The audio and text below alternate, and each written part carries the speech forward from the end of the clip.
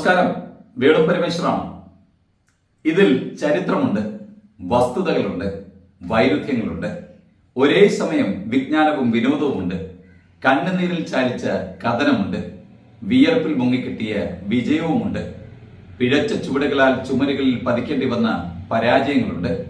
നമുക്ക് നന്നായി അറിയാവുന്ന പലതുമുണ്ട്, ലവലേശം അറിയാതെ പോയ ചിലതുമുണ്ട്.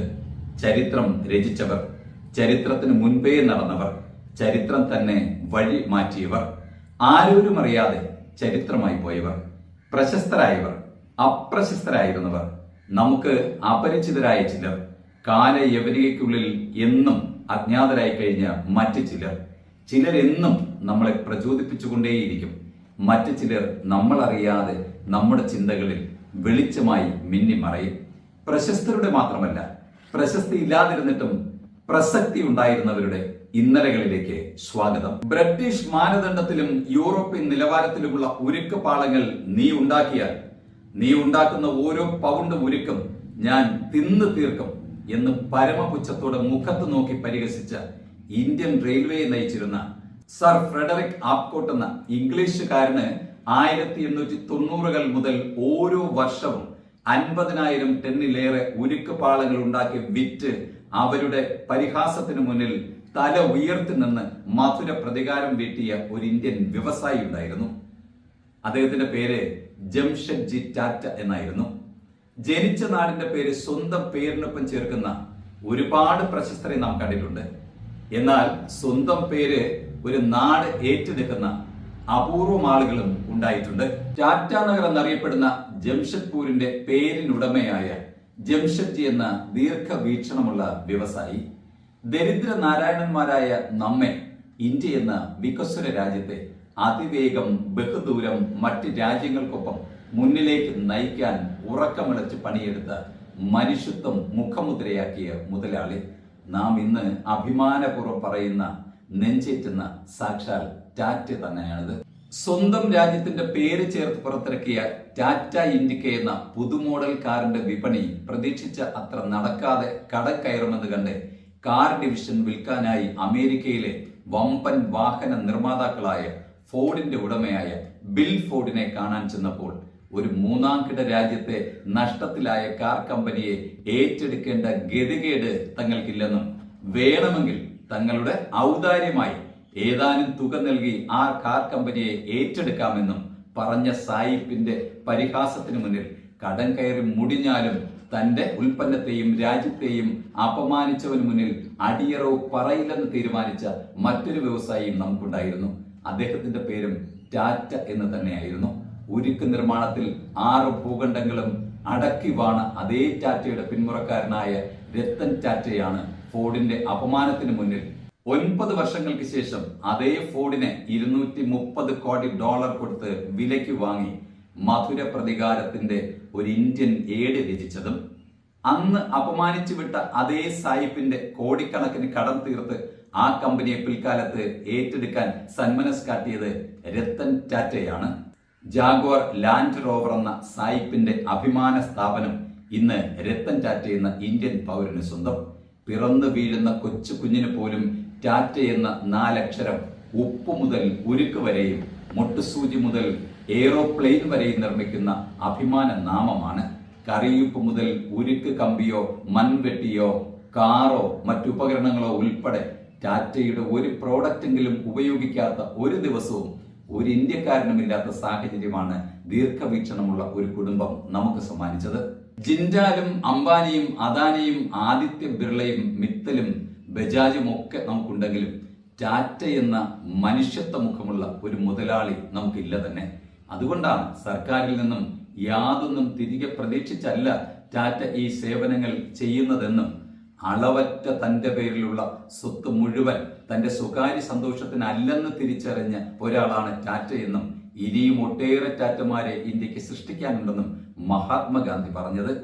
എന്റെ ഏറെ നാളത്തെ പൊതുജീവിതത്തിനിടയിൽ എല്ലാ മുതലാളിമാരെയും ഞാൻ എതിർത്തിട്ടുണ്ടെങ്കിലും മനുഷ്യമുഖമുള്ള ഒരേ ഒരു മുതലാളിയാണ് ടാറ്റ എന്നും അതുകൊണ്ടാണ് അദ്ദേഹത്തെ ഞാൻ എൻ്റെ ഉറ്റ സുഹൃത്തായി അഭിമാനത്തോടെ കാണുന്നതെന്നുമാണ് മഹാത്മജി പറഞ്ഞത്. കിട്ടുന്ന ലാഭത്തിന്റെ 70% വരെയും ചാരിറ്റികൾക്കായി മാറ്റിവെക്കുന്ന ലോകോത്തരമായ ഒരേയൊരു വ്യവസായ സാമ്രാജ്യത്തിന്റെ കഥ തുടങ്ങുന്നത് 1.5 നൂറ്റാണ്ട് മുൻപാണ്.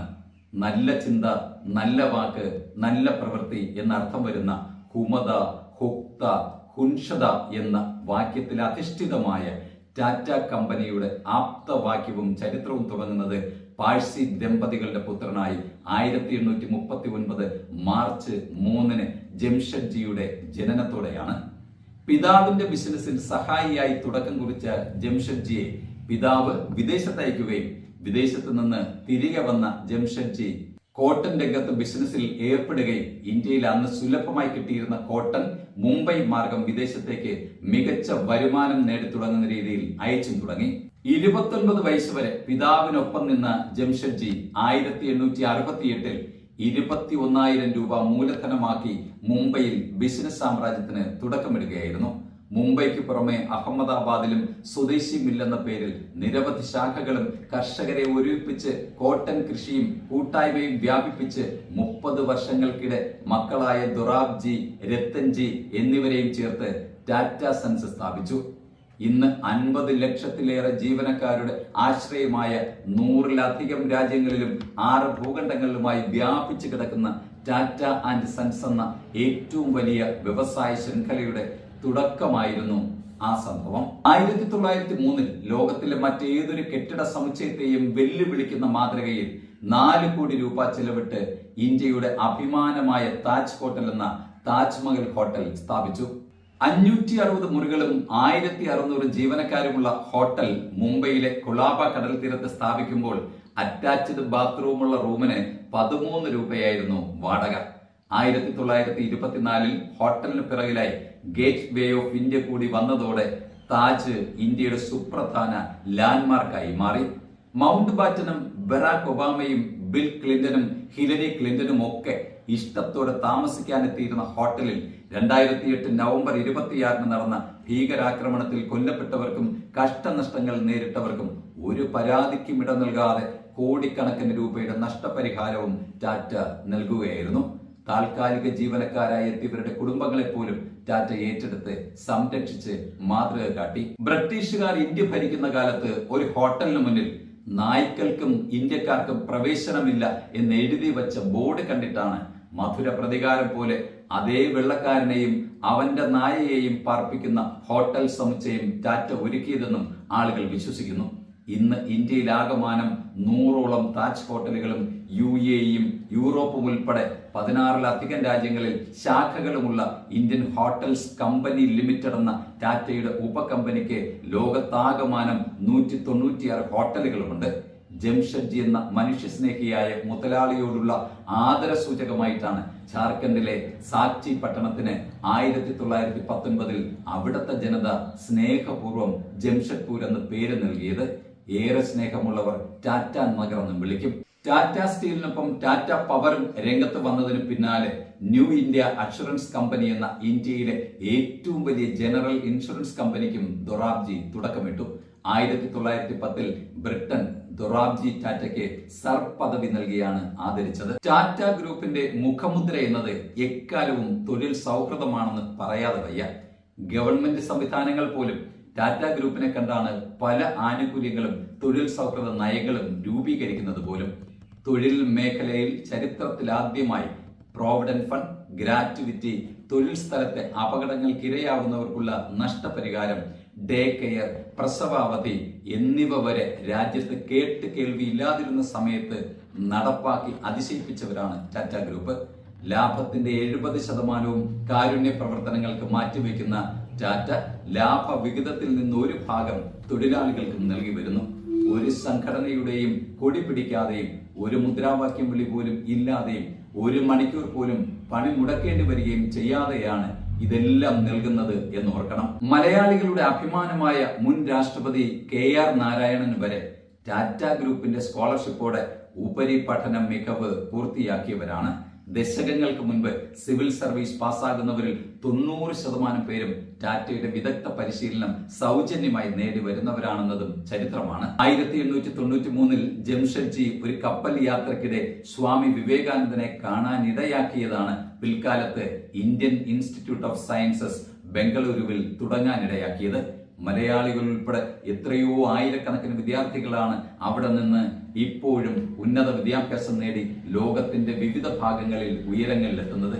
ഇപ്പോഴും ആ കോളേജിന്റെ തിരുമുറ്റത്തെ ജംഷഡ്ജിയുടെ പ്രതിമ ഓർമ്മയായി തല ഉയർത്തി നിൽക്കുന്നു. ശാസ്ത്രരംഗത്ത് മാത്രമല്ല, കായിക രംഗത്തും ഇന്ത്യയുടെ തലപ്പൊക്കത്തിന് കാരണക്കാരായത് ടാറ്റ ഗ്രൂപ്പാണ്. ഇന്ത്യൻ ഒളിമ്പിക് അസോസിയേഷൻ രൂപീകരിച്ചതും പ്രഥമ പ്രസിഡന്റായതും ഇന്ത്യയെ ഒളിമ്പിക്സിൽ പങ്കെടുപ്പിച്ചതും ദൊറാബ്ജി ടാറ്റയുടെ ദീർഘവീക്ഷണമായിരുന്നു. ദൊറാബ്ജിയുടെ പത്നിയുടെ ഓർമ്മയ്ക്കായി പൊതുജനങ്ങൾക്കായി 78 കോടി രൂപ ചെലവിട്ടാണ് 1931 അദ്ദേഹം ലേഡി ടാറ്റ മെമ്മോറിയൽ ട്രസ്റ്റ് സ്ഥാപിച്ച് മാതൃക കാട്ടിയത്. ദൗർഭാഗ്യമെന്ന് പറയട്ടെ, ദൊറാബ്ജി ടാറ്റയ്ക്കും ഏക സഹോദരനായ രത്തൻജി ടാറ്റയ്ക്കും മക്കൾ ഉണ്ടായിരുന്നില്ല. ഇംഗ്ലണ്ടിൽ സ്ഥിരതാമസമാക്കിയ രത്തൻജിക്ക് ബ്രിട്ടൻ സർ പദവി നൽകിയതിനു പുറമെ ആദരവായി ലണ്ടൻ സ്കൂൾ ഓഫ് ഇക്കണോമിക്സിൽ രത്തൻ ടാറ്റ ഡിപ്പാർട്ട്മെന്റ് എന്നൊരു വിഭാഗം തന്നെ ആരംഭിക്കുകയുണ്ടായി. ശാസ്ത്രത്തിന് പുറമെ സാങ്കേതിക രംഗത്തും വിപ്ലവം സൃഷ്ടിച്ച ടാറ്റ കമ്മ്യൂണിക്കേഷൻസിന്റെ കീഴിലാണ് ലോകത്തെ ആകെയുള്ള ഇന്റർനെറ്റ് ട്രാഫിക്കിന്റെ 24% പ്രവർത്തിക്കുന്നത്. നമ്മുടെ ഗ്രാമീണർ പോലും ഉപയോഗിച്ചിരുന്ന മോത്തി, ഹമാം സോപ്പുകൾ പോലും ടാറ്റയുടേതായിരുന്നു. തനിക്കും സഹോദരനും മക്കളില്ലാത്തതിനാൽ രത്തൻജി ടാറ്റ 13 വയസ്സുള്ള നവാലിനെ അനാഥാലയത്തിൽ നിന്ന് ദത്തെടുക്കുകയായിരുന്നു. ദത്തുപുത്രനെ വിദേശത്തയച്ച് ഉന്നത ബിരുദം നൽകിയ രത്തൻജിയുടെ സ്വപ്നങ്ങൾ പാഴായില്ല.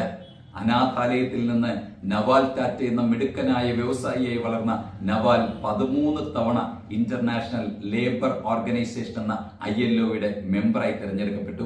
തൊഴിലാളി സൗഹൃദ മുതലാളിയായ നവാലാണ് ഇന്ത്യയിൽ ആദ്യമായി ദുരിതം അനുഭവിക്കുന്ന ലക്ഷോപലക്ഷം ക്യാൻസർ രോഗികൾക്കായി ഇന്ത്യൻ ക്യാൻസർ സൊസൈറ്റി സ്ഥാപിച്ചത്. നവാലിന്റെ ആദ്യ വിഭാഗത്തിലെ മക്കളാണ് രത്തൻ ടാറ്റയും ജിമ്മി ടാറ്റയും.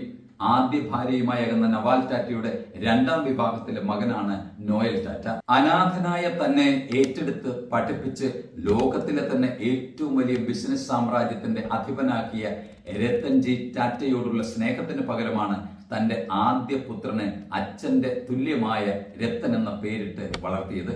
ആ അനാഥനായ അച്ഛന്റെ മകനാണ് ഇന്ന് ലോകമാദരിക്കുന്ന മുഴുവൻ ഭാരതീയരും അഭിമാനത്തോടെ ഉറ്റുനോക്കുന്ന സാക്ഷാൽ രത്തൻ ടാറ്റ എന്ന ലളിത ജീവിതം നയിക്കുന്ന മഹാമാനവ സ്നേഹി. 1932 സ്ഥാപിതമായ ടാറ്റ എയർലൈൻസ് ആണ് ഇന്ന് നമ്മുടെ അഭിമാനമായ എയർ ഇന്ത്യയായി രൂപപ്പെട്ടത്. കമ്പനിയുടെ ബോംബെ ഹൗസിലെ ജീവനക്കാരോടാണ് ഇന്ത്യയുടെ ആദ്യ എയർലൈൻസിന് പേരിടാൻ ടാറ്റ നിർദ്ദേശിച്ചത്. അങ്ങനെ തൊഴിലാളികൾ ഇട്ട പേരാണ് എയർ ഇന്ത്യ എന്ന നമ്മുടെ അഭിമാനമായ ആകാശയാനം. ടാറ്റ കുടുംബത്തിലെ മിടുക്കനായ JRD ടാറ്റയായിരുന്നു ഇന്ത്യയിലെ ആദ്യ പൈലറ്റ് ലൈസൻസ് നേടിയ 24-കാരൻ. 1992 രാജ്യം അദ്ദേഹത്തിന് ഭാരതരത്ന നൽകി ആദരിച്ചു. വർഷങ്ങൾക്ക് ശേഷം നഷ്ടം മൂലം കൂപ്പുകുത്തിയ എയർ ഇന്ത്യയെ വീണ്ടും 240 കോടി രൂപയ്ക്ക് രത്തൻ ടാറ്റ ഏറ്റെടുത്ത് മുന്നോട്ട് കൊണ്ടുപോവുകയാണ്. മുട്ടുസൂചി മുതൽ ട്രെയിനിന്റെ ഭാഗങ്ങൾ വരെ നിർമ്മിച്ചിരുന്ന ടാറ്റ ഗ്രൂപ്പ് 1945 ആദ്യമായി ടാറ്റ മോട്ടോഴ്സ് രൂപീകരിക്കുന്നത്. JRD ടാറ്റയുടെ വിയോഗത്തെ തുടർന്നാണ് അനാഥനായിരുന്ന നവാൽ ടാറ്റയുടെ പുത്രനായ രത്തൻ ടാറ്റ കമ്പനിയുടെ തലപ്പത്തേക്ക് വരുന്നത്. 1937 രത്തൻ ടാറ്റ ജനിച്ചതെങ്കിലും അമ്മയും അച്ഛനും വിവാഹമോചനം നേടി വേർപിരിഞ്ഞതോടെ ബാലനായ രത്തൻ അമ്മൂമ്മയ്ക്കൊപ്പമാണ് വളർന്നത്. ഉന്നത വിദ്യാഭ്യാസത്തിനായി അമേരിക്കയിലേക്ക് പോയ രത്തൻ ഒരു അമേരിക്കൻ വനിതയുമായി പ്രണയത്തിലായെങ്കിലും അമ്മൂമ്മയ്ക്ക് അസുഖം വർദ്ധിച്ചതിനെ തുടർന്ന് രത്തൻ നാട്ടിലേക്ക് തിരികെ വന്നു. എന്നാൽ തന്റെ പ്രേയസിയോട് ഇന്ത്യയിലെത്താനും വിവാഹിതരായി ഒരുമിച്ച് ഇവിടെ കഴിയാമെന്നും രത്തൻ അറിയിച്ചെങ്കിലും അവരുടെ കുടുംബം ആ അഭിപ്രായത്തോട് യോജിക്കാതെ ആ പെൺകുട്ടിയെ മറ്റൊരാളുമായി വിവാഹം കഴിപ്പിക്കുകയായിരുന്നു. തന്നെ വളർത്തിയ അമ്മൂമ്മയുടെ അന്ത്യകാലത്ത് ശുശ്രൂഷിക്കാൻ അവസരം ലഭിച്ചപ്പോൾ തന്റെ പ്രണയനഷ്ടം സഹിക്കാൻ തയ്യാറായ രത്തൻ ഇപ്പോഴും അവിവാഹിതനായി തുടരുകയാണ്. പിന്നീടും ചില വിവാഹാലോചനകൾ വന്നെങ്കിലും തന്റെ വിവാഹക്ഷണകത്തിൽ മഷി പുരളുന്നതിന് മുൻപ് എന്തെങ്കിലും കാരണമുണ്ടായി അത് മുടങ്ങുമായിരുന്നുവെന്ന് അദ്ദേഹം തന്നെ പിൽക്കാലത്ത് പറഞ്ഞിട്ടുണ്ട്. അമേരിക്കയിൽ നിന്ന് എഞ്ചിനീയറിംഗ് ബിരുദം പൂർത്തിയാക്കിയ രത്തൻ ടാറ്റയ്ക്ക് ടാറ്റ സ്റ്റീലിലാണ് ആദ്യ ജോലി നൽകിയത്. കമ്പനി ഉടമയുടെ മകനെന്ന യാതൊരു പരിഗണനയും നൽകാതെ പിതാവ് നവാൽ ടാറ്റ രത്തനെ കുറഞ്ഞ ശമ്പളത്തിന് ട്രെയിനിയായാണ് നിയമിച്ചത്. തൊഴിലാളികൾക്കൊപ്പം കൂലിപ്പണി എടുക്കുന്നവർക്കൊപ്പം ചുണ്ണാമ്പ് കല്ല് കുഴിച്ചെടുക്കുന്ന അതികഠിനമായ ജോലിയാണ് ആദ്യ വർഷങ്ങളിൽ രത്തന് നൽകിയിരുന്നത്. തൊഴിലാളികൾക്കൊപ്പം അവരുടെ ഭക്ഷണം പങ്കിട്ട് കഴിക്കുകയും അവരുടെ ക്വാർട്ടേഴ്സിൽ അവർക്കൊപ്പം തറയിലും പായ വിരിച്ചും വർഷങ്ങളോളം രത്തൻ ടാറ്റയ്ക്ക് കഴിയേണ്ടി വന്നു. ഒരിക്കൽ ഒരു ദൂരയാത്രയ്ക്കായി പിതാവിനോട് കാർ ചോദിച്ചപ്പോൾ വേണമെങ്കിൽ സൈക്കിൾ തരാമെന്നായിരുന്നു പിതാവിന്റെ മറുപടി. ഇതിൽ പ്രതിഷേധിച്ച് രത്തൻ കഴിയുന്നത്ര ദൂരം നടന്നാണ് പിന്നീട് എല്ലാ കാര്യങ്ങൾക്കും പോയിക്കൊണ്ടിരുന്നത്. ഒരിക്കൽ ഒരു വലിയ ബിസിനസ് മീറ്റിനായി ബോംബെയിൽ നിന്ന് നാസിക്കിലേക്ക് യാത്ര ചെയ്യുന്നതിനിടെ കാറിന്റെ ടയർ പഞ്ചറാവുകയും രത്തന്റെ കൂടെയുണ്ടായിരുന്ന അസിസ്റ്റന്റുമാർ ടയർ മാറാൻ ഡ്രൈവറെ ചുമതലപ്പെടുത്തി മാറിയിരുന്ന് വിശ്രമിച്ചപ്പോൾ കോട്ടും ഡ്രസ്സുമെല്ലാം മാറി വന്ന രത്തൻ ടയർ മാറ്റാൻ ഡ്രൈവറെ സഹായിക്കുകയായിരുന്നു. കൂടെ ഉണ്ടായിരുന്ന മുതലാളിയായ രത്തൻ ടാറ്റയെ കാണാതെ അസിസ്റ്റന്റുമാർ തിരക്കി ചെന്നപ്പോൾ കുപ്പായമൊക്കെ തെറുത്തു വെച്ച് ടയർ മാറ്റുന്ന രത്തനെയാണ് കണ്ടത്. ലോകമറിയുന്ന വ്യവസായ സാമ്രാജ്യത്തിന്റെ ഉടമയായ താങ്കൾ ഇത് ചെയ്യേണ്ട കാര്യമുണ്ടോ എന്ന് ചോദിച്ച സഹപ്രവർത്തകനോട് ഞാൻ കൂടി സഹായിച്ചാൽ സമയത്ത് മീറ്റിംഗിന് എത്താമല്ലോ എന്നും നമ്മൾ താമസിക്കുന്ന ഓരോ നിമിഷവും ചിലപ്പോൾ കോടിക്കണക്കിന് രൂപയുടെ കരാറായിരിക്കും നമുക്ക് നഷ്ടമാകുന്നത് എന്നുമായിരുന്നു രത്തൻ മറുപടി പറഞ്ഞത്. താഴെത്തട്ടിലെ തൊഴിലാളികൾക്കൊപ്പം വർഷങ്ങളോളം പൊരിവെയിലത്തും മഴയത്തുമൊക്കെ പണിയെടുത്തും അവർക്കൊപ്പം ഉണ്ടും ഉറങ്ങിയും കഴിഞ്ഞ തന്റെ യൗവന കാലഘട്ടമാണ് ഏത് പ്രതിസന്ധിയെയും അതിജീവിക്കാൻ തന്നെ പ്രാപ്തനാക്കിയതെന്നാണ് അദ്ദേഹത്തിന്റെ അഭിപ്രായം. മുംബൈ ആസ്ഥാനമായ ടാറ്റ മോട്ടോഴ്സിന്റെ വളർച്ചയും അത്ഭുതകരമായിരുന്നു. വിദേശ കുത്തക കമ്പനികൾ മാത്രം കൈക്കലാക്കി ചെയ്തിരുന്ന വാഹന നിർമ്മാണ രംഗത്തേക്കുള്ള ഇന്ത്യൻ വ്യവസായ ഗ്രൂപ്പിന്റെ കടന്നുവരവ് ലോകവിപണിയെ ഞെട്ടിച്ചു. 1 ലക്ഷം രൂപ മുതൽ കോടിക്കണക്കിന് രൂപ വരെ വിലയുള്ള വാഹനങ്ങൾ പുറത്തിറക്കിയ ടാറ്റ മോട്ടോഴ്സിന്റെ വളർച്ച കണ്ട് ലോകോത്തര ആഡംബര വാഹന നിർമ്മാതാക്കൾ വരെ അന്തം വിട്ടുനിന്നു. ടെൽക്കോ എന്ന പേരിൽ ആരംഭിച്ച വാഹന രംഗം അത്യാഡംബര നിർമ്മാതാക്കളായ ബെൻസുമായി കൂട്ടിച്ചേർന്നും Tata Estate, Tata Sumo, Tata Safari എന്നിവയ്ക്ക് പുറമെ പരസഹായമില്ലാതെ പൂർണ്ണമായും ഇന്ത്യയിൽ നിർമ്മിച്ച് അഭിമാനപൂർവ്വം ഇന്ത്യയുടെ പേരും നെറ്റിയിൽ എഴുതി വെച്ച് നമ്മുടെ വീടുകൾക്കും റോഡുകൾക്കും അലങ്കാരമായ ടാറ്റ ഇൻഡിക്കയും പുറത്തിറക്കി. ജർമ്മനിക്ക് പുറമെ ദക്ഷിണ കൊറിയൻ കമ്പനിയായ ദേവു, സ്പാനിഷ് ബസ് നിർമ്മാതാക്കളായ ഹിസ്പാനോ, ബ്രസീലിയൻ കമ്പനിയായ Marcopolo, Jaguar Land Rover, Volkswagen, Ford എന്നിങ്ങനെ എണ്ണം പറഞ്ഞ ലോകോത്തര ആഡംബര കാർ കമ്പനികളെ വരെ ടാറ്റ ഗ്രൂപ്പ് സ്വന്തമാക്കിയും ഏറ്റെടുത്തും ജൈത്രയാത്ര ഇപ്പോഴും തുടരുന്നു.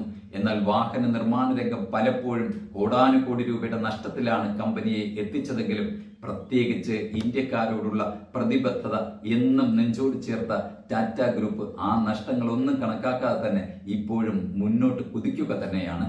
2003 നവംബർ മാസത്തിലെ മഴയുള്ള ഒരു ദിവസം മുംബൈയിലെ കനത്ത ട്രാഫിക് ബ്ലോക്കിൽ കുരുങ്ങി മുന്നോട്ട് നീങ്ങിയ കാറിൽ നിന്ന് രത്തൻ ടാറ്റ പുറത്തെ കരളലിയിക്കുന്ന ഒരു കാഴ്ച കണ്ടു. 2 ചെറിയ കുഞ്ഞുങ്ങളും അച്ഛനും അമ്മയും നനഞ്ഞൊട്ടി ഒരു ചെറു സ്കൂട്ടറിൽ വളരെ പ്രയാസപ്പെട്ട് യാത്ര ചെയ്യുന്നതാണ് അദ്ദേഹം കണ്ടത്.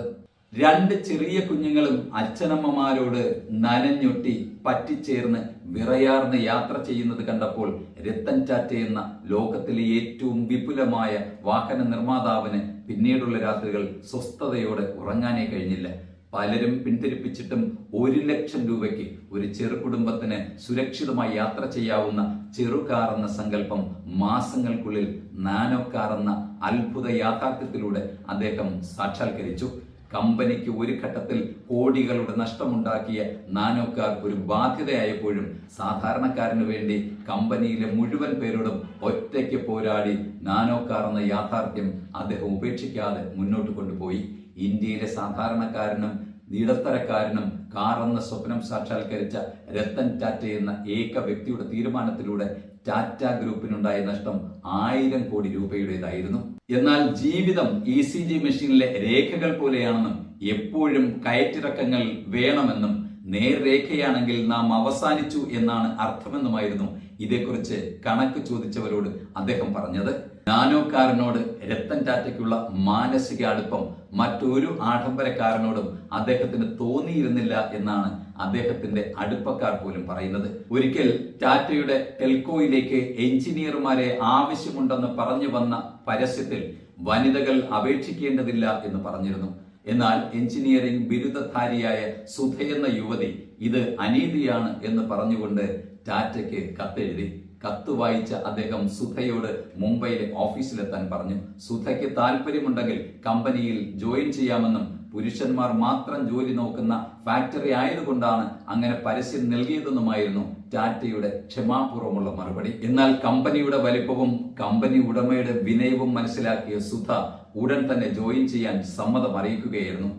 പിന്നീടൊരിക്കൽ ആളൊഴിഞ്ഞ ഒരു സന്ധ്യനേരത്തെ കമ്പനിയുടെ മുൻപിലൂടെ കാറിൽ കടന്നുപോയ ടാറ്റ അവിടെ തനിയെ നിൽക്കുന്ന യുവതിയെ കണ്ട് കാർ നിർത്തി ഇറങ്ങിച്ചെന്ന് കാര്യം അന്വേഷിച്ചു. തന്റെ ഭർത്താവിനെ കാത്താണ് താൻ നിൽക്കുന്നതെന്നും പതിവ് തെറ്റി അല്പം താമസിച്ചു പോയ അദ്ദേഹം ഉടനെ വരുമെന്നും യുവതി അറിയിച്ചെങ്കിലും ടാറ്റ എന്ന ഓരോ നിമിഷത്തിനും കോടികളുടെ വിലയുള്ള ആ വലിയ മനുഷ്യൻ ആ യുവതിയുടെ ഭർത്താവ് എത്തുന്നത് വരെ അവർക്കൊപ്പം കാവലായി കുശലം പറഞ്ഞ് അവിടെ നിന്നു.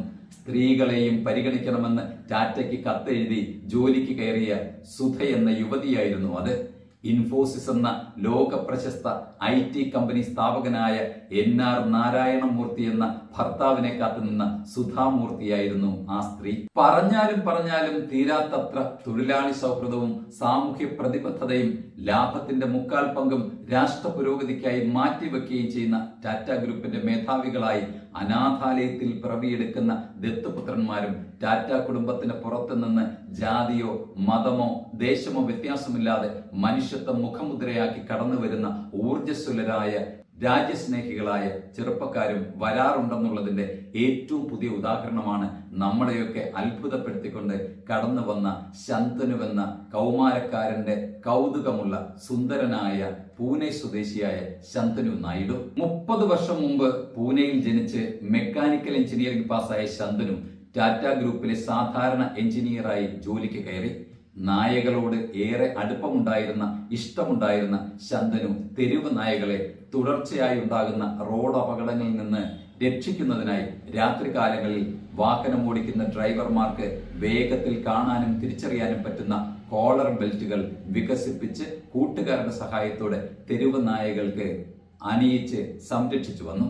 ശന്തനുവിന്റെ ഈ തെരുവ് നായ സേവനം ടാറ്റയുടെ ന്യൂസ് ലെറ്ററിൽ വാർത്തയായി വരികയും നായ്ക്കളെ ഏറെ സ്നേഹിക്കുന്ന രത്തൻ ടാറ്റ ശന്തനുവിനെ തന്റെ ഓഫീസിലെത്താൻ നിർദ്ദേശിക്കുകയുമായിരുന്നു. പരിഭ്രാന്തിയോടെ ഓഫീസിലെത്തിയ ശന്തനുവിനെ ഉടൻ തന്നെ കമ്പനിയിൽ നിന്ന് രാജിവെച്ച് പുറത്തു പോകാനാണ് രത്തൻ ടാറ്റ ആവശ്യപ്പെട്ടത്.